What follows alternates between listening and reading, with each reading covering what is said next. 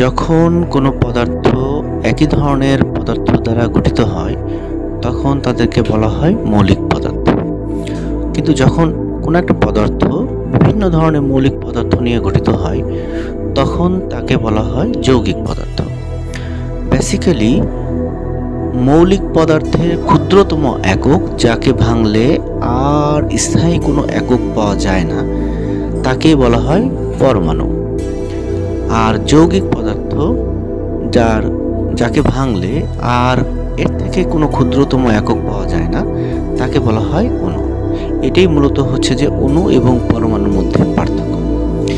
আবার মৌলিক পদার্থের সর্বশেষ যে ইউনিট পরমাণু, সেই পরমাণুকে যদি আমরা ভাঙি তাহলে আমরা দেখতে পাবো পরমাণুতে একটা নিউক্লিয়াস আছে এবং বাহির দিয়ে নেগেটিভ চার্জ যুক্ত ইলেকট্রন আছে।